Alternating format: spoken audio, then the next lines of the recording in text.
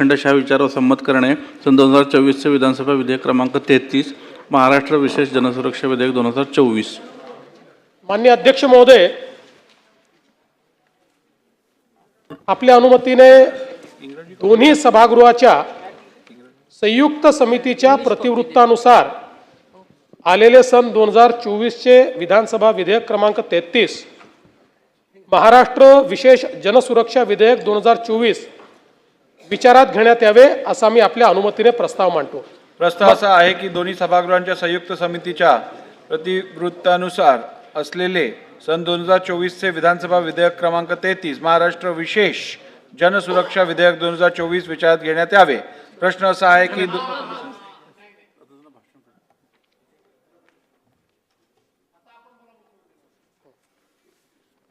महोदय, दोन्ही सभागृहाच्या संयुक्त समितीच्या प्रतिवृत्तानुसार असलेले सन 2024चे विधानसभा विधेयक क्रमांक 33 महाराष्ट्र विशेष जनसुरक्षा विधेयक 2024 संमत करावे असा मी आपल्या अनुमतीने प्रस्ताव मांडतो। अध्यक्ष महोदय, या ठिकाणी आपल्याला कल्पना आहे की हे जे काही विधेयक आहे हे विधेयक आपण डिसेंबरच्या अधिवेशनामध्ये सभागृहामध्ये मांडलं होतं आणि त्यानंतर सभासदांची अशी इच्छा होती की याच्यावर विस्तृत चर्चा झाली पाहिजे आणि राज्य सरकारलाही या विधेयकाबद्दल वेगवेगळ्या प्रकारच्या ज्या अफवा होत्या त्या अफवांना योग्य उत्तर मिळालं पाहिजे आणि लोकशाही पद्धतीनं हे विधेयक मंजूर झालं पाहिजे म्हणून आपण हे संयुक्त चिकित्सा समितीकडे पाठवायचा निर्णय घेतला। या संयुक्त चिकित्सा समितीमध्ये श्री चंद्रशेखरजी बावनकुळे माननीय महसूल मंत्री हे समिती प्रमुख म्हणून यांनी चांगलं काम त्या ठिकाणी केलं।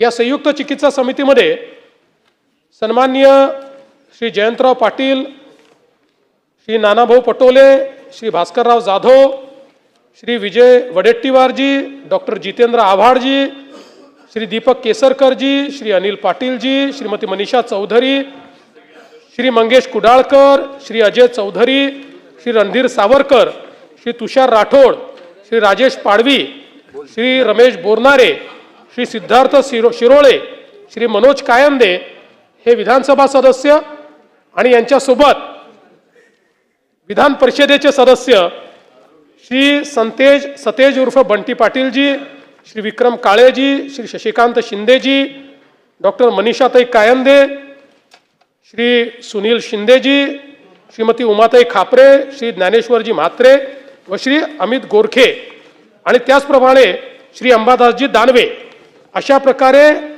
या सर्व सदस्यांनी या विधेयकावर या ठिकाणी संयुक्त चिकित्सा समितीमध्ये काम केलं।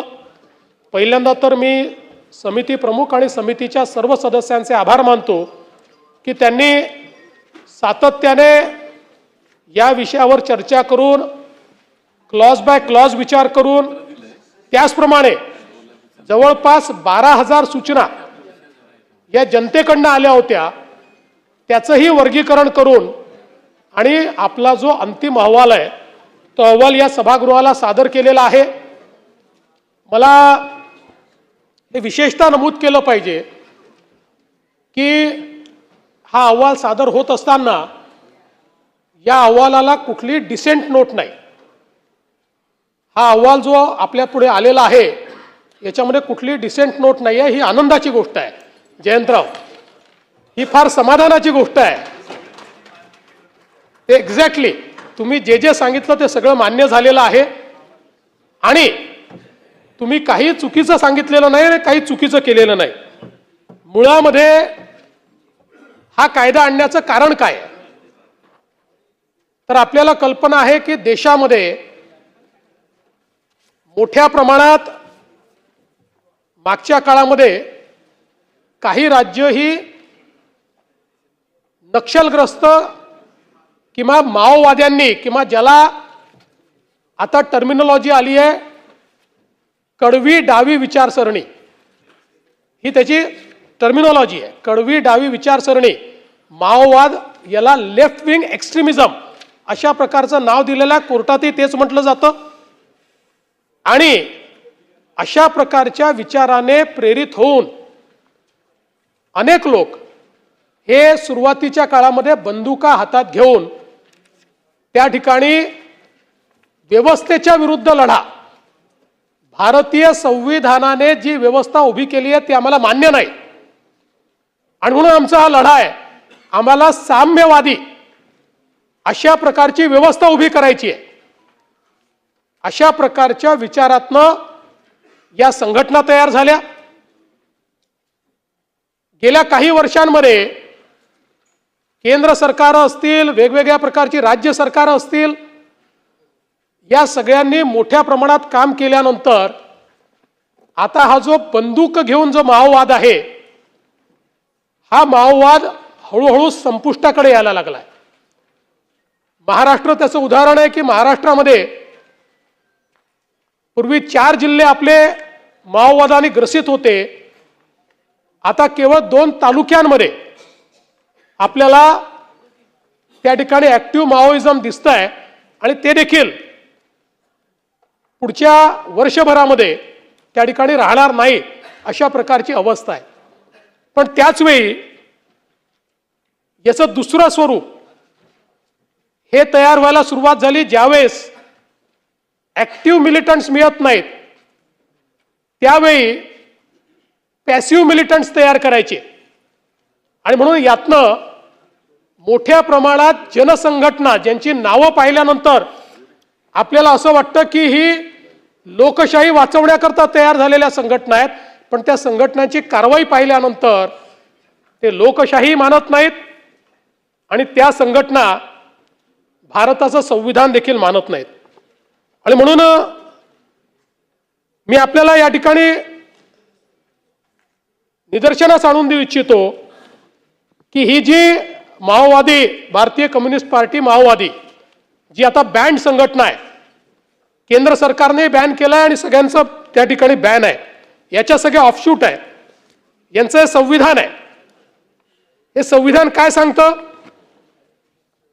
हे संविधान सांगतं मार्क्सवादी लेनिनवाद माओवाद इनकी गतिविधियों को सभी क्षेत्र में इसके विचारों का मार्गदर्शन करने वाला विचारात्मक आधार क्रांति के एक अंग के रूप में भारतवर्ष में नवजनवादी क्रांति को आगे बढ़ाना तथा उसे पूरा करना है. पार्टी का अंतिम लक्ष्य अधिकतम साम्यवादी व्यवस्था की स्थापना है. यह नवजनवादी क्रांति सशस्त्र कृषि क्रांतिकारी युद्ध अर्थात दीर्घकालीन लोक युद्ध जिसका केंद्रीय कार्यभार इलाकावार सत्ता दखल करना और उसके जरिए आगे बढ़ना यह होगी. दीर्घकालीन लोक युद्ध गांवों से शहरों को घेरते हुए और अंत में उस पर कब्जा करते हुए आगे बढ़ाया जाएगा. इसलिए देहाती इलाके और साथ ही साथ दीर्घकालीन लोक युद्ध एकदम शुरुआत से ही पार्टी कार्य के गुरुत्व केंद्र बने रहेंगे. इस क्रांति की पूरी प्रक्रिया के दौरान पार्टी, सेना और संयुक्त मोर्चा 3 जादुई हथियारों की भूमिका निभाएंगे. जनसंगठन और जनसंघर्ष आवश्यक और अपरिहार्य है, किंतु उनका उद्देश्य युद्ध की सेवा करना है.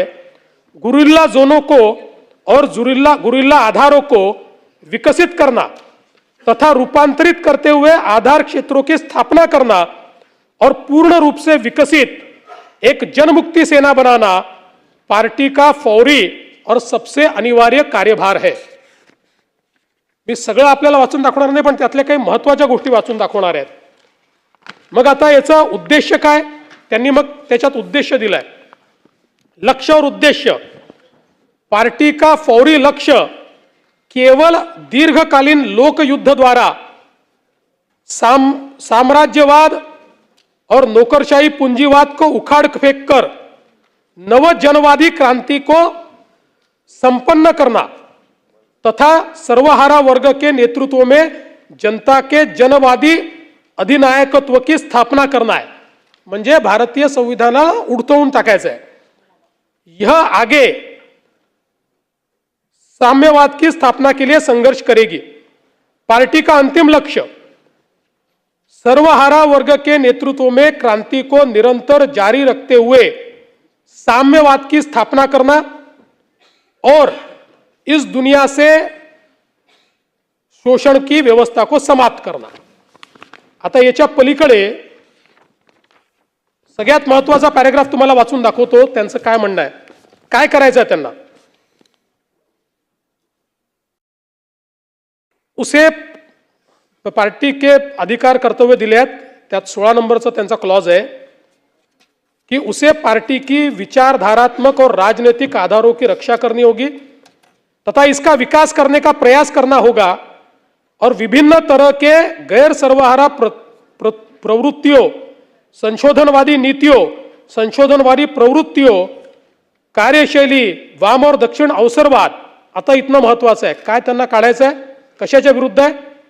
अर्थवाद, संसदवाद, कानूनवाद म्हणजे भारताची संसद आणि भारताचा कानून म्हणजे भारताचं संविधान, सुधारवाद, उदारमतवाद, संकीर्णतावाद, अनुभववाद, मनोगतवाद ऐसे अराजक विचारों एवं प्रवृत्तियों के खिलाफ अनवरत रूप से विचारधारात्मक और राजनीतिक संघर्ष संचालित करना. कोणाच्या विरुद्ध आहे. देशाच्या संविधानाच्या विरुद्ध, देशाच्या संसदेच्या विरुद्ध, सुधारमतवादाच्या विरुद्ध, उदारमतवादाच्या विरुद्ध, अनुभववादाच्या विरुद्ध आणि मनोगतवादाच्या विरुद्ध निरंतर युद्ध पुकारायचं, अशा प्रकारची यांची नीती आहे. आणि हे कुठे कुठे करायचं, केवळ जंगलामध्ये करायचं असं नाही. मी त्यातला मधला पोर्शन वाचतोय. नगर शहर कमेटी उसी स्तर में चुनी जाएगी. पार्टी सेल इसके किसी एक गांव में अथवा 2 या 3 गांवों को मिलाकर अथवा एक फैक्ट्री अथवा एक शैक्षणिक संस्थान में अथवा मोहल्ले में अथवा 2-3 मोहल्लों को मिलाकर 3 से 5 सदस्य ये चुने जाएंगे और जन संगठनों की इकाइयों में सेल गठित किए जाएंगे. हे जे आपण ज्याला शहरी माओवाद म्हटलं, शहरी नक्षलवाद म्हटलं, तो हाय, हे त्यांचं डिझाईन आहे. आणि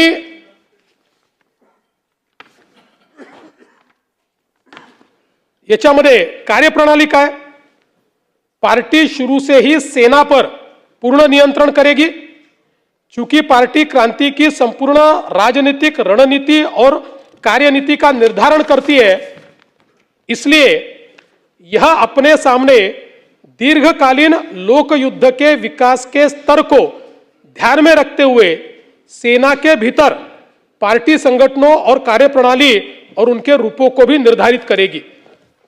आणि जन संगठनों की कार्यकारिणी कमेटियों में पार्टी फ्रॅक्शन गठित किए जाएंगे. वास्तविक जनसंघटन म्हणजे हे जे ज्या संघटना आपण बॅन करा म्हणतोय त्या संघटना म्हणजे जनसंघटन म्हटलेलं आहे. वास्तविक ठोस परिस्थितियों के अनुसार उपयुक्त तरीके अपनाते हुए पार्टी फैक्शन जन संगठनों की कार्यकारिणी कमेटियों का मार्गदर्शन करेंगे. फैक्शन गुप्त रूप से काम करेगा. फैक्शन का मार्गदर्शन करने वाली पार्टी कमेटी सदस्य की राय अंतिम मानी जाएगी. यदि फ्रैक्शन कमेटी के सदस्य कोई भिन्न मत रखते हो तो अपने विचार को लिखित रूप से संबंधित पार्टी के उच्चतर कमेटी में वो ले जाएंगे. म्हणजे हे एक डिझाईन आहे की ज्या डिझाईन मध्ये या ठिकाणी भारतीय संवैधानिक व्यवस्था उलटून लेनिन आणि मार्क्सने जी व्यवस्था चीनमध्ये उभी केलेली आहे ती व्यवस्था या देशामध्ये उभं करायचा अशा प्रकारचा हा यांचा विचार आहे. आणि म्हणूनच आपण जर बघितलं तर या संदर्भात यापूर्वी अशा प्रकारचा कायदा तेलंगणा राज्याने केला, आंध्र प्रदेश राज्याने केला, ओरिसाने केला, झारखंडने केला आणि या सगळ्या राज्यांनी हा जो कायदा केला यानुसार केंद्र सरकारने सगळ्या राज्यांना हे ॲडवाइस केलं की राज्यांनी असा कायदा केला पाहिजे. आणि याच्या पाठीमागचं कारण काय झालं तर यापूर्वी अशा प्रकारचं बॅन करताना काही केसेसमध्ये आपण UAPA लावला आणि सर्वोच्च न्यायालयाने एक निकाल दिला की जोपर्यंत ऍक्टिव्ह टेरर ऍक्टिव्हिटी होत नाही तोपर्यंत UAPA लावता येणार नाही. आणि म्हणून त्या ठिकाणी आपल्या असं लक्षात आलं की आता UAPAच्या माध्यमातून अशा प्रकारच्या गोष्टींवर कारवाई करता येणार नाही. आणि म्हणून मग जी सगळी राज्य होती त्या सगळ्या राज्यांना केंद्र सरकारने हे जे काही 4 राज्यांनी कायदे केलेले आहेत या कायद्यांसारखा कायदा करण्याकरता या ठिकाणी सांगितलं. आता मला हे देखील लक्षात आणून द्यायचंय की हा अर्बन माओवाद आज आलेला आहे का? आपण बघा की UPAचं सरकार असताना हा 18 फेब्रुवारी 2014 विचारलेला प्रश्न आहे होम अफेअर्स मिनिस्ट्रीला. आणि त्याच्यामध्ये प्रश्न काय विचारलाय, whether under increasing pressure from security forces the naxalites have enclosed in deep forest have started spreading their wings throughout the country by forming front organization. If so, the government has identified such organizations working from Naxalites.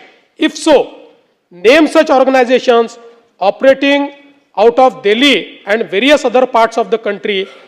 The details of the action taken to keep watch on the operations of the organization and the action taken against them. त्यावेळी home मिनिस्टरनी दिलेला या ठिकाणी reply आहे. ज्या रिप्लायमध्ये त्यांनी काय म्हटलंय, on the occasions during operation by security forces the CPI Maoist underground cadres shift to softer areas including urban areas looking for safe hideouts. On such occasions the overground front organizations provide safe hideouts to armed cadres. The front organizations also facilitate procurement of supplies to the Maoist war machinery. They also initiate legal action on various issues to slow down the enforcement regime. They also adept at the dissemination of propaganda and disinformation to demonize the state and security forces. Of late, it has also come to notice that members of such fronts and organizations are mentoring professional revolutionaries to be inducted in the underground movement. दुसरं उत्तर त्यांनी काय दिलंय, yes madam, the list of active front organizations of the CPI Maoists operating in the country is annexed. The activities of CPI Maoist and its front organizations are closely monitored and suitable action wherever warranted is taken by the state government concerned. आणि मग त्यांनी ही यादी दिली आहे, प्रत्येक राज्याची यादी दिली आहे.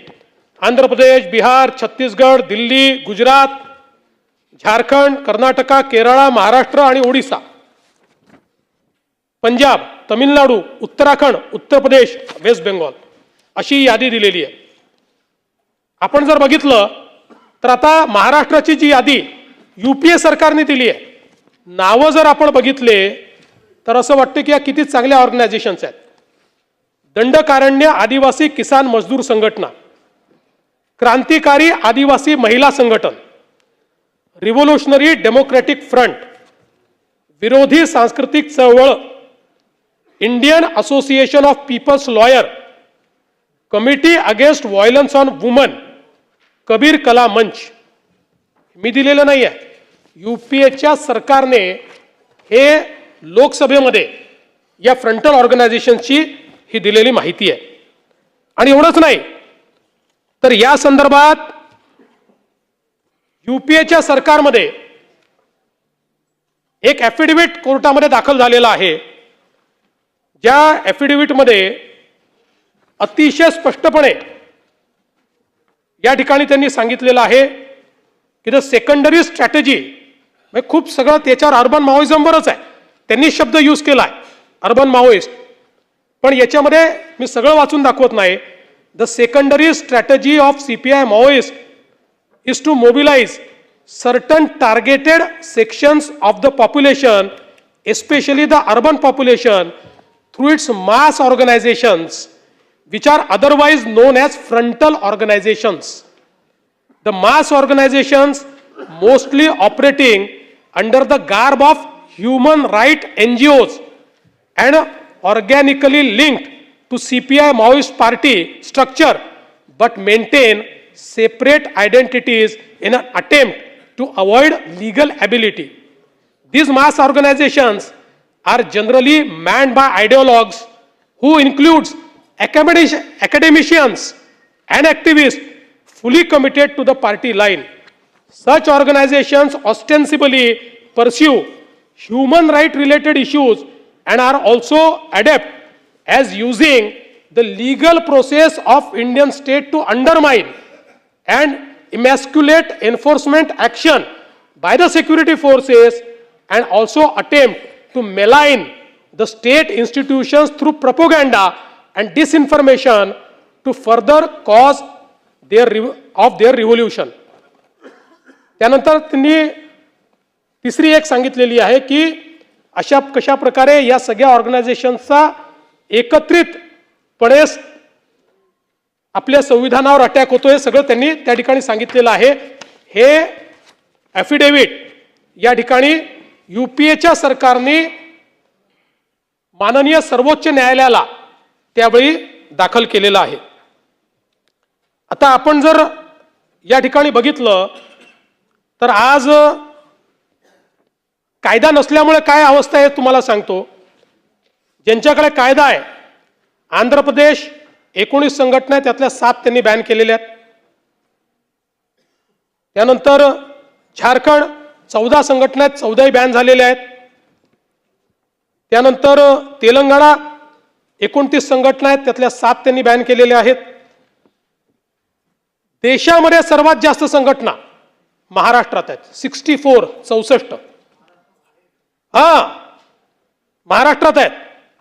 हा लोकसभेत आलेला आहे आकडा. सगळ्यात जास्त जनसंघटना या महाराष्ट्रामध्ये आहेत. अशा प्रकारच्या कडव्या डाव्या विचारसरणीचे 64 एकही बॅन नाही आहे. आणि याच्या व्यतिरिक्त 6 संघटना अशा आहेत महाराष्ट्रामध्ये की ज्या या 4 राज्यांनी बॅन केल्या आहेत, पण महाराष्ट्रामध्ये कायदा नसल्यामुळे ते महाराष्ट्रात ऑपरेट करतायत. त्यांचं हेड ऑफिस महाराष्ट्र आहे आणि ते महाराष्ट्रातनं ऑपरेट करतायत. त्यामुळे एक प्रकारे महाराष्ट्र सेफ हेवन झालाय. आणि अशा प्रकारे 4 राज्यांनी बॅन केलेल्या संघटना महाराष्ट्रात ऑपरेट करतात. 64 संघटना. आता जर आपण बघितलं तर सगळ्यात मोठा हॉटबेड हा त्यांनी या ठिकाणी महाराष्ट्र सांगितलेला आहे. आणि त्यातही जे काही त्यांचे डॉक्युमेंट्स आहेत वेळोवेळी छाप्यांमध्ये सापडलेले आहेत, त्याच्यामध्ये मुंबई, पुणे, नागपूर, नाशिक आणि गडचिरोली, कोकण, अमरावती आणि बीड प्रदेशाचा समावेश. याच्यामध्ये हे सगळं विस्तारित करायचं आहे. अशा प्रकारचे त्यांचे हे सगळे डॉक्युमेंट्स आपल्याला या ठिकाणी सापडलेले आहेत.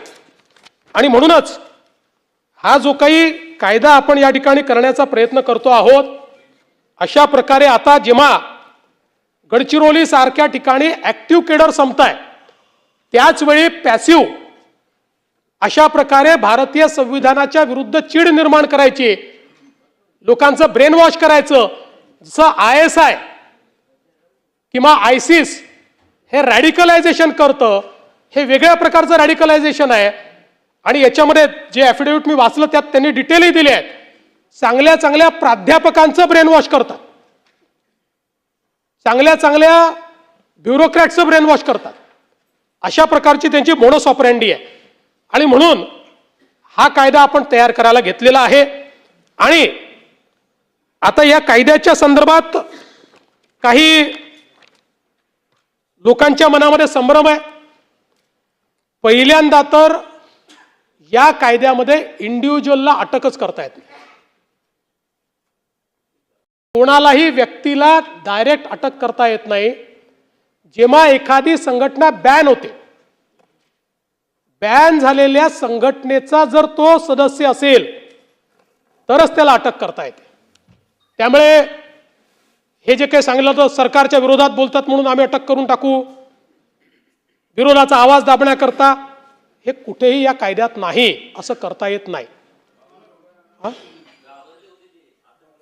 नाही, असं करताच येत नाही. आणि असं करायचा प्रयत्न केला तर असा कायदा टिकूही शकत नाही. दुसरं, आपण जर बघितलं असेल तर या कायद्याने सगळ्यात मोठं मेकॅनिझम काय उभं केलं आहे?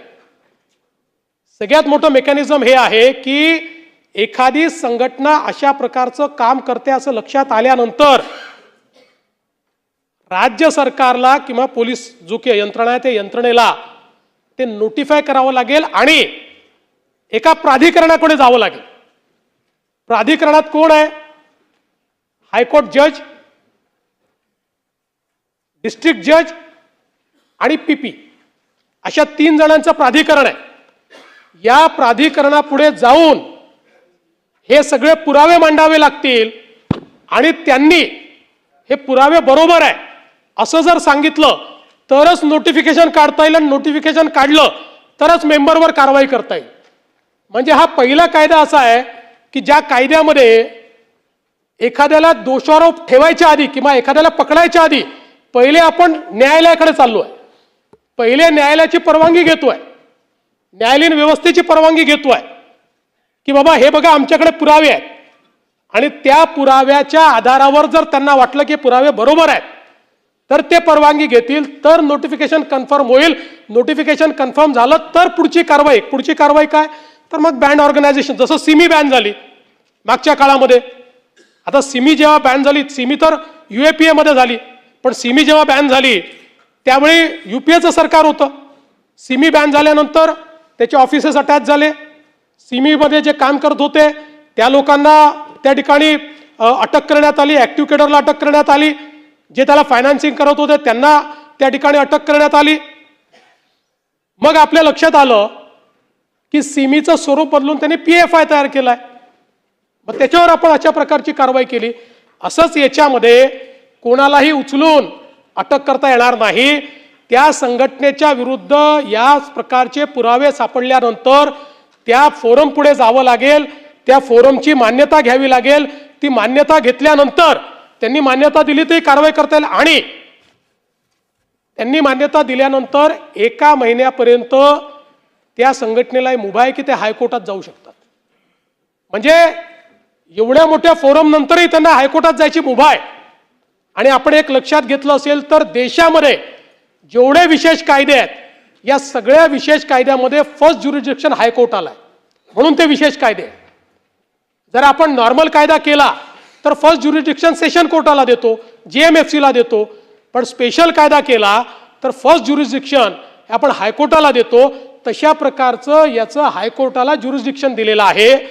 त्यामुळे कोणालाही तुम्ही उचलून काही करून टाकलं असं नाहीये. समजा या 3 लोकांच्या बेंचने आपल्याला अलाउ केलं आणि आपण नोटिफिकेशन काढलं, पुन्हा हायकोर्टाची स्क्रुटिनी आहे त्याच्यावर की जे हायकोर्ट पुन्हा एकदा त्या ठिकाणी या 3 लोकांनी केलेलं बरोबर आहे की नाही हे बघणार आहे. आणि त्यानंतर ही सगळी कारवाई या ठिकाणी होणार आहे. त्यामुळे कुठेही राज्य सरकारला अब्यूज करणं, पॉवर अब्यूज करणं, पोलिसांना पॉवर अब्यूज करणं, अशा प्रकारची कुठेही त्या ठिकाणी व्यवस्था नाही आहे. अतिशय बॅलेन्स्ड अशा प्रकारचा कायदा केलेला आहे. आणि मी हे सांगतो आणि दाव्याने सांगतो, इतर 4 राज्यांमध्ये जो कायदा केला आहे त्यापेक्षा प्रोग्रेसिव्ह कायदा आपला आहे. इतर 4 राज्यांमध्ये इतका लिवे दिलेला नाहीये. पण आपण कारण आपल्याला कोणाला त्रास देण्याकरता कायदा करायचा नाही आहे, पण भारताच्या संविधानाच्या विरुद्ध आपल्याच लोकांना जे लोक ब्रेनवॉश करतायत त्यांच्यावर कारवाई करणं ही आपली काळाची गरज आहे. आणि म्हणून आणि आत्ता एक्झिस्टिंग कायदे अशा प्रकारची जागा त्या ठिकाणी आपल्याला देत नाही आहेत. मागच्या काळामध्ये काही लोकांनी सांगितलं की पत्रकारांनी तुमच्या विरोधात लिहिलं तर तुम्ही त्यांना पकडाल. मग आम्ही पत्रकारांच्या सोबत संघटनांना बोलवलं आणि त्यांच्यासमोर आम्ही एजी साहेबांना बसवलं, लॉ सेक्रेटरीला बसवलं, सगळ्यांना बसवलं आणि त्यांना सांगितलं तुम्ही विचारा यांना प्रश्न, क्लॉज बाय क्लॉज प्रश्न विचारा. आणि त्यांचंही समाधान झालं की कुठल्याही पत्रकारावर कारवाई करता येत नाही, कुठल्याही राजकीय नेत्यावर कारवाई करता येत नाही आणि ज्यांच्यावर कारवाई करायची त्यांच्यावरही कारवाई ही थर्ड फोरमनी, ज्याच्यामध्ये जजेस आहेत त्या फोरमनी मान्यता दिल्यानंतरच ती करता येते. अशा प्रकारची कारवाई झाल्यामुळे मला असं वाटतं की याबद्दलचे सगळे संभ्रम आणि याच्या पाठीमागची भूमिका, आणि मी पुन्हा सांगतो की ही काही आमची राजकीय भूमिका नाही, ही भूमिका सक्सेसिव्ह गव्हर्नमेंटनी मांडलेली आहे. आणि हे जे 4 कायदे झाले, कुठे TDPचं सरकार आहे, कुठे काँग्रेसचं सरकार आहे, कुठे आपल्या पटनायक साहेबांचं सरकार आहे, त्यामुळे देशाच्या व्यवस्थेवर घाला घालणारे लोक ज्यावेळी असतात आणि त्यांच्या विरुद्ध कारवाई करायची असते त्यावेळी कडक कायदे करावेच लागतात, त्याशिवाय होत नाही. आता शेवटी आपण मकोकाचा कायदा केला. मकोकाच्या कायद्यामध्ये मला सांगा तुम्हाला डिस्ट्रिक्ट कोर्टात जाता येतं का? मकोकाच्या कायद्यामध्ये तर त्या ठिकाणी आपण ज्युडिशियल इंटरव्हेन्शन ठेवलं नाही आहे, वरिष्ठ अधिकारी पोलिसचाच मान्यता देतोय. पण इथे असं नाही केलं आपण.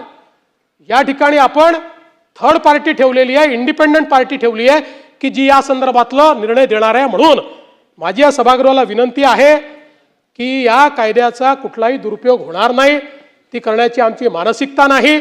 हा कायदा देशाच्या सुरक्षिततेकरता, महाराष्ट्राच्या सुरक्षिततेकरता आणि भारतीय संविधानाच्या संदर्भात जे युद्ध पुकारू इच्छितात त्यांच्या विरुद्ध तयार केलेला कायदा आहे. आणि म्हणून या कायद्याला, या बिलाला या सभागृहाने एकमताने मान्यता द्यावी अशा प्रकारची मी आपल्याला विनंती करतो.